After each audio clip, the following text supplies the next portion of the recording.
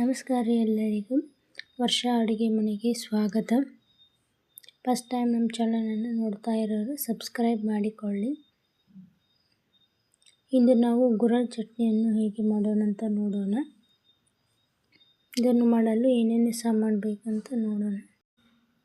ಇದನ್ನು ಮಾಡಲು ಒಂದು ಬಟ್ಲ ಗುರೆಳ್ಳು ತೊಗೊಂಡಿವ್ರೆ, ಒಣ ಖಾರ, ಸ್ವಲ್ಪ ಜೀರಿಗೆ, ರುಚಿಗೆ ತಕ್ಕಷ್ಟು ಉಪ್ಪು. ನಾವಿಲ್ಲಿ ಕೆಂಪು ಉಪ್ಪು ಬಳಸ್ತಾ ಇದ್ದೇವೆ, ನೀವು ಯಾವುದಾದ್ರೂ ತೊಗೊಳ್ಬೋದು.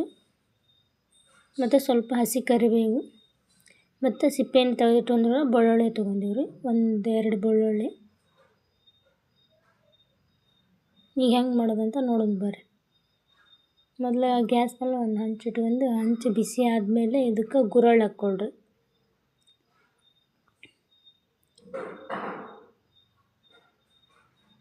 ಗುರೆಳ್ಳು ಹುರಿಬೇಕಂದ್ರೆ ಚೆಂದಾಗಿ ಹುರಿಬೇಕು. ಹಸಿ ಬಿಸಿ ಹುರಿಬಾರ್ದು ಮತ್ತು ಹೊತ್ತಬಾರ್ದು. ಕರ್ರಗಾಗಿ ಹೊತ್ತು ಬಿಟ್ರೆ ಈ ಚಟ್ನಿ ಕಹಿ ಅನಿಸುತ್ತೆ. ಹಸಿ ಬಿಸಿ ಹುರಿದ್ರೆ ಹೊಟ್ಟೆಗೆ ಪ್ರಾಬ್ಲಮ್ ಆಗುತ್ತೆ. ಅದಕ್ಕಾಗಿ ಚೆಂದಾಗಿ ಹುರ್ಕೋಬೇಕು. ಗ್ಯಾಸ್ ಫ್ಲೇಮು ಮೀಡಿಯಮಲ್ಲಿ ಇರಬೇಕು. ಮೀಡಿಯಮಲ್ಲಿ ಇಟ್ಕೊಂಡು ಚೆನ್ನಾಗಿ ಚಟಾಪಟ ಅಂತ ಸಿಡೋವರೆಗೂ ಚೆನ್ನಾಗಿ ಹುರ್ಕೊಳ್ಬೇಕು. ನೀವು ಒಮ್ಮೆ ಮನೆಯಲ್ಲಿ ಈ ಚಟ್ನಿಯನ್ನು ಟ್ರೈ ಮಾಡಿ ಹೇಗೆ ಬಂತು ಅಂತ ಕಮೆಂಟ್ ಮಾಡಿ ತಿಳಿಸಿ. ಈ ವಿಡಿಯೋ ಇಷ್ಟ ಆಗಿದ್ದರೆ ತಪ್ಪದೇ ನಮ್ಮ ಚಾನಲನ್ನು ಸಬ್ಸ್ಕ್ರೈಬ್ ಮಾಡಿಕೊಳ್ಳಿ. ಈಗ ಇವನ್ನು ಹುರಿದ ನಂತರ ತಣ್ಣಗಾಗಬೇಕು. ಪೂರ್ತಿ ತಣ್ಣಗಾದ್ಮೇಲೆ ಒಂದು ಜಾರಿಗೆ ಹಾಕ್ಕೊಂಡು ಈ ರೀತಿ ಬಡ ಹಾಕ್ಕೊಳ್ರಿ.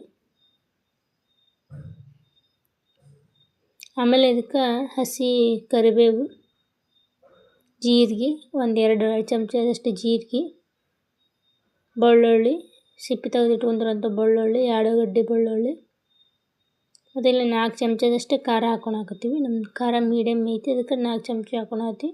ನೀವು ಚಟ್ನಿ ಖಾರ ಜಾಸ್ತಿ ಬೇಕಂದ್ರೆ ಖಾರ ಇನ್ನೂ ಜಾಸ್ತಿ ಹಾಕ್ಕೊಳ್ಬೋದು. ಮತ್ತು ರುಚಿಗೆ ತಕ್ಕಷ್ಟು ಉಪ್ಪು. ಈ ಎಲ್ಲವನ್ನು ಹಾಕ್ಕೊಂಡು ಇನ್ನೊಮ್ಮೆ ಮಿಕ್ಸ್ ಮಾಡ್ಕೊಂಬರ್ರಿ.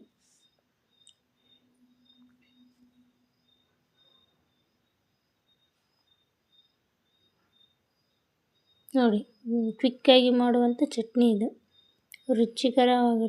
ರುಚಿನೂ ಆಗಿರ್ತೈತಿ ಮತ್ತು ಆರೋಗ್ಯಕ್ಕೂ ಒಳ್ಳೆಯದು ಗುರೆಳ್ಳು. ಇದನ್ನು ರೊಟ್ಟಿ ಜೊತೆ ತಿನ್ಬೋದು. ರೊಟ್ಟಿ, ಮೊಸರು, ಚಟ್ನಿ, ಅಥವಾ ಇಲ್ಲ ಚಪಾತಿ ಜೊತೆ ತುಪ್ಪ ಹಚ್ಕೊಂಡು ಸಹ ತಿನ್ಬೋದು. ಮತ್ತು ಅನ್ನ ಸಾರು ತಿಂದು ಬೇಜಾರಾಗಿದ್ದರೆ ಬಿಸಿ ಅನ್ನದ ಜೊತೆ ಚಟ್ನಿ ಹಾಕ್ಕೊಂಡು ತುಪ್ಪ ಹಾಕ್ಕೊಂಡು ತಿನ್ಬೋದು. ಎಲ್ಲದಕ್ಕೂ ಚೆನ್ನಾಗಿರ್ತದೆ. ರೊಟ್ಟಿ, ಚಪಾತಿ, ಅನ್ನಕ್ಕೆ ಮೂರಕ್ಕೂ ಹೊಂದಾಣಿಕೆ ಆಗುತ್ತೆ ಈ ಚಟ್ನಿ. ನೀವು ಒಮ್ಮೆ ಮನೆಯಲ್ಲಿ ಟ್ರೈ ಮಾಡಿ ಹೇಗೆ ಬಂತಂತ ತಿಳಿಸಿ. ಈ ವಿಡಿಯೋ ನೋಡಿದ್ದಕ್ಕಾಗಿ ತಮ್ಮೆಲ್ಲರಿಗೂ ಧನ್ಯವಾದಗಳು.